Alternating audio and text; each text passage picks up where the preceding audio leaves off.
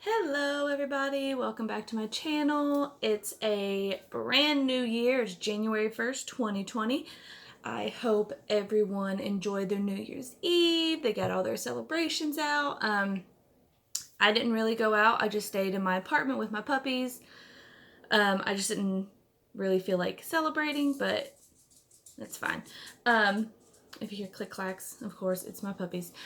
So today we are going to I have two unboxings. I'm probably going to do two different videos, but the first one is the Light Seers Tarot.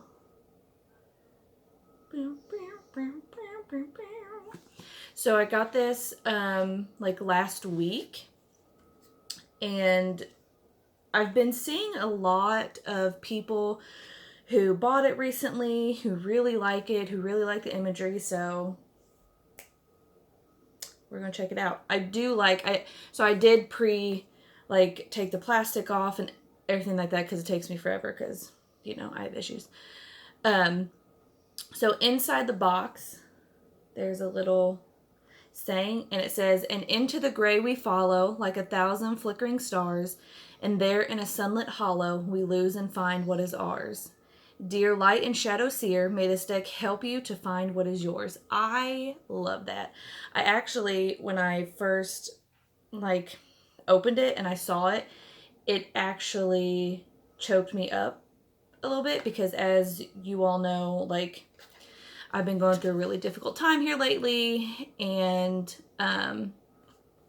just struggling with some stuff, and I'm finally starting to feel semi-okay with things, and it's like I'm not in the I'm not the beginning, I'm not in the middle, but I'm not the end yet. I'm like in that weird between middle and end where you know that you're nearing the end, but you don't know when it's coming. You know what I mean?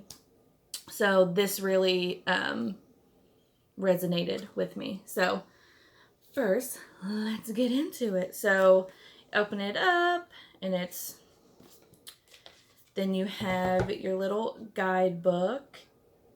Let me just say, I love this image of this lady with the moon pendant in her hair. I love it. So of course, as with every, with every guidebook, I look at it. I'll read it sometimes. If they have specific spreads and things like that that they've created that go with the deck, I do look at those. Or if they have exercises or things that the creator came up with for the deck, I do look at those. But otherwise, I don't really read guidebooks because I read intuitively, but I do appreciate them, like this one. So there is a part where it's like connecting with your cards. Start by choosing your light and shadow cards. So in this deck, she wants you to shuffle and pick two cards, one for your light and one for your shadow, just so it would help you connect with the deck. I will probably do that. Not right now, but I'll do that later. And then it gives you questions for your light card. It gives you questions to answer once you pick them, like which one feels the most inspiring, which one feels like it really gets you, which one feels like a giant yes in your system. Okay, I was wrong. She wants you to just flip through the deck and to really see each card and feel its energy, and then you can actually pick which is your light card and which is your shadow card. I kind of like that better than just shuffling and seeing what comes out. I do like that better. Okay, and then she has readings and spreads. Let's see. She has a light of the day draw. And I do like reading and figuring out the different names that creators have come up with spreads. Like Light of the Day, Light and Shadow spread.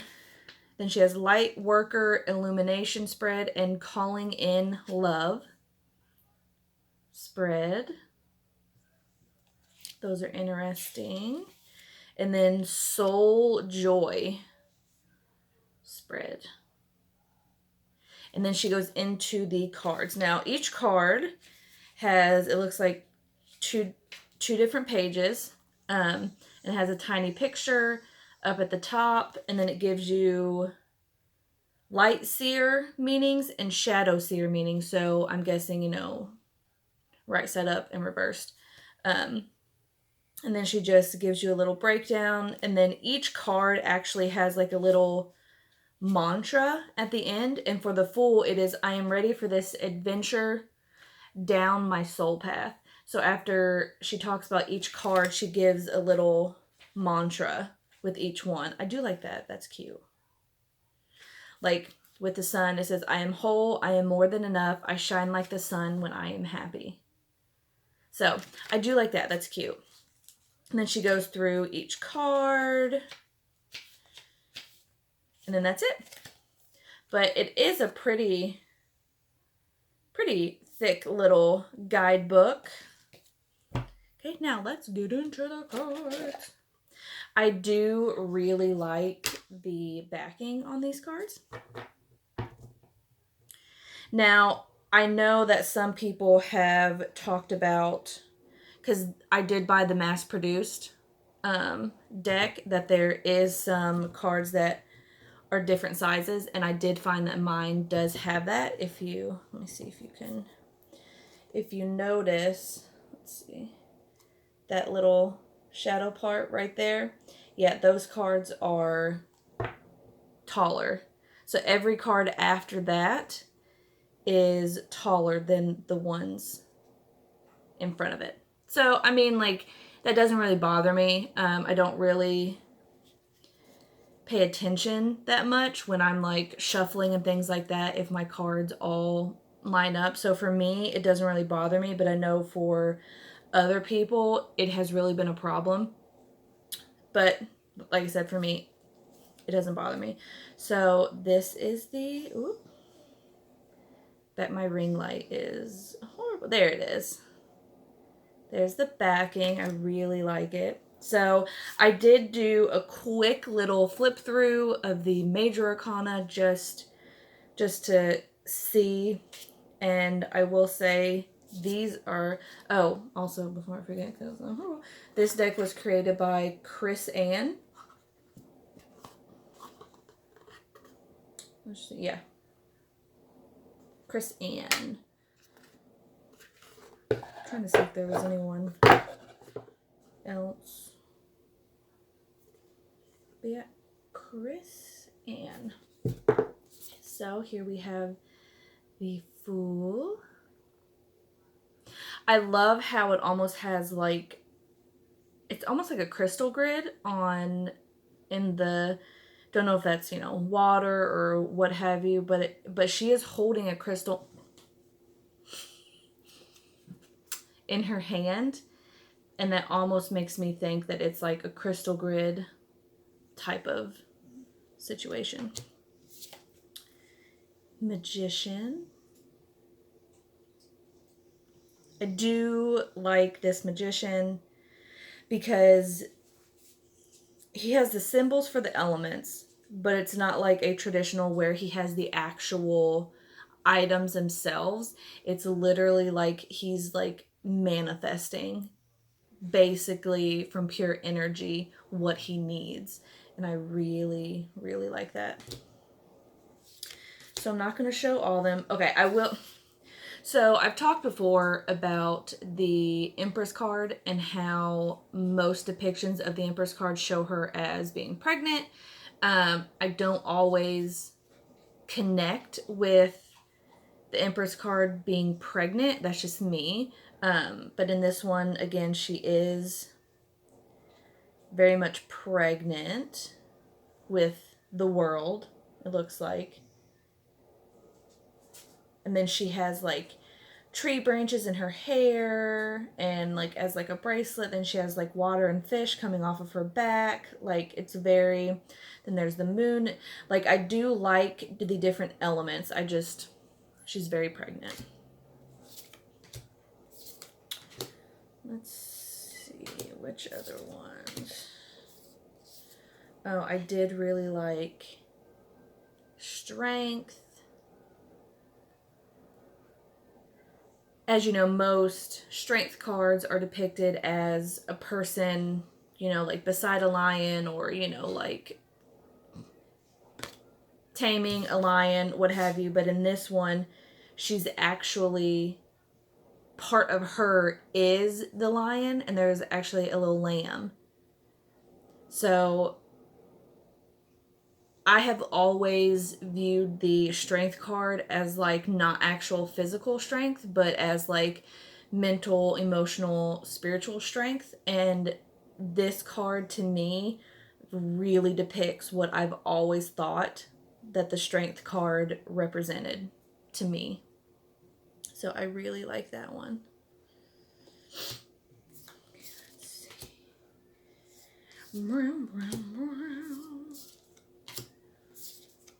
Oh, this one.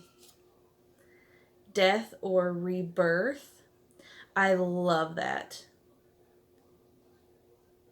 Because I know for a lot of people, death or, you know, change, rebirth is very scary. But, and, you know, it's not scary. I mean, okay, I take that back.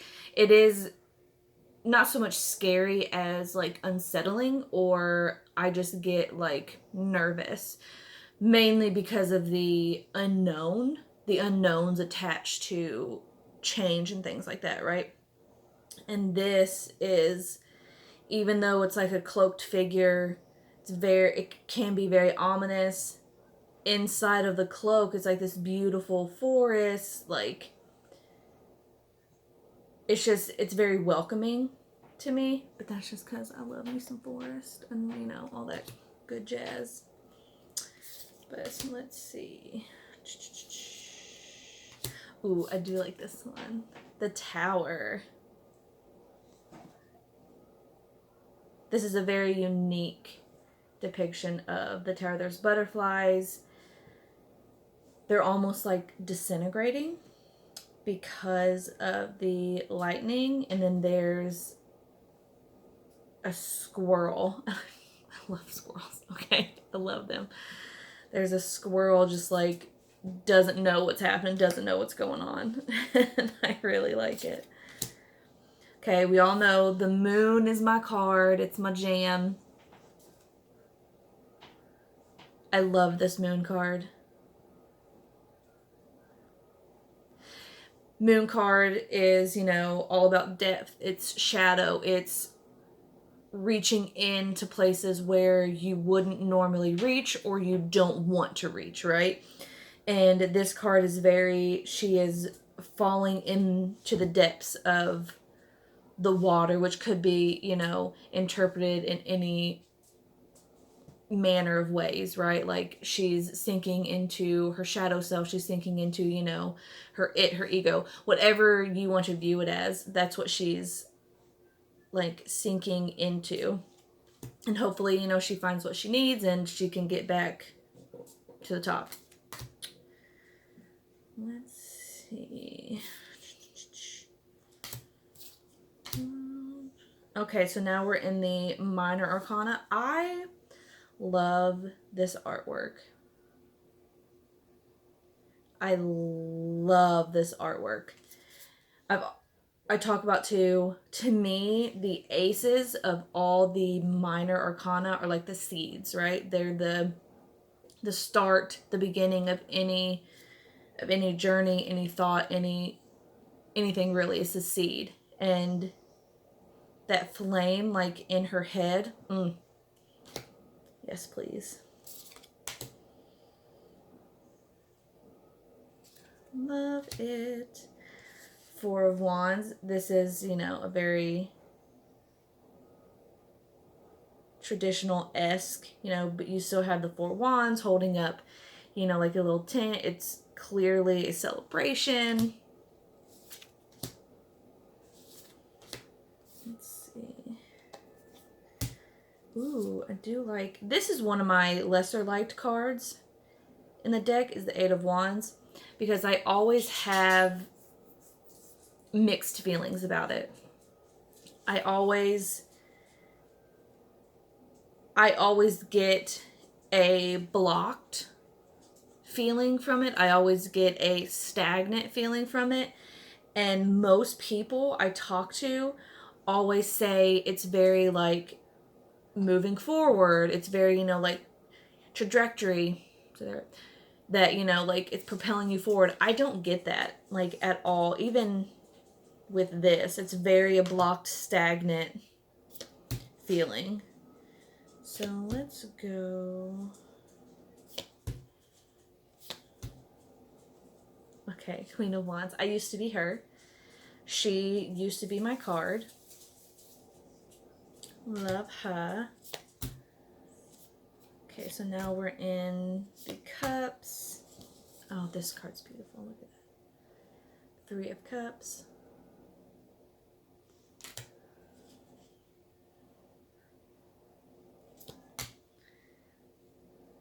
So, oh, puppies! Look at that. Six of Cups. I love that. Oh, it's like they grew up together. I love it. Ooh, Seven of Cups. Ooh, I like this. It's like he has to like turn over, you know? That's cool. There's like a skull on one. There's a ladder. Looks like there's a snake coming. There's like a dragon wing. Ooh, I like that. Like it. Okay, let's see. Okay. There's a little... You see the little flying pig up there? Look at him. Look at him. He's so cute. I like that. Oh. Knight of... Look at him. He has some roses for you. He made a little picnic. There's a freaking literal white horse. Oh, geez. He has...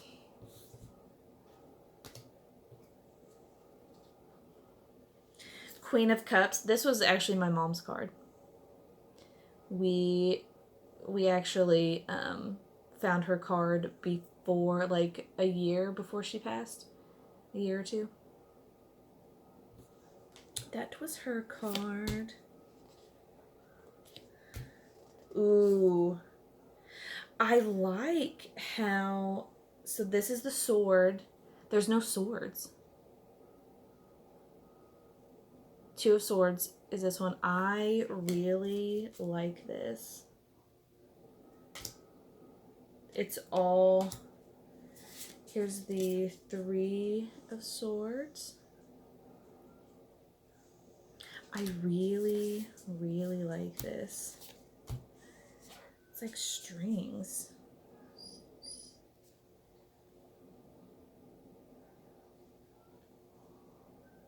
Or it's like the birds. I really like that. Yeah. It's the birds. Okay. Ooh. 1, 2, 3, 4. There's only 4. 8 of Swords.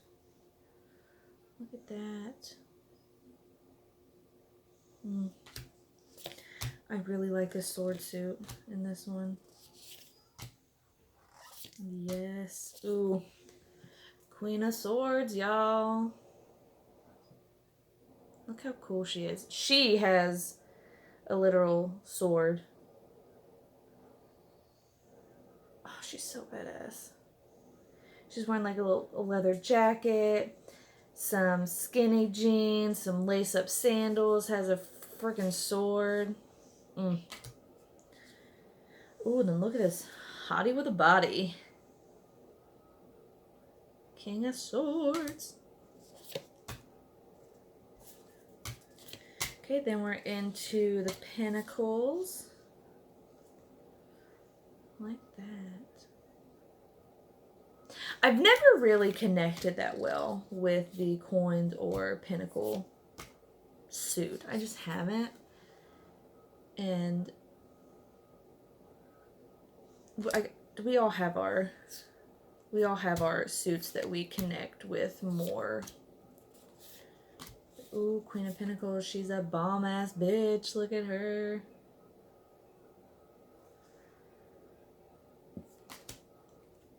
Then last card, King of Pentacles. Yes, look at him.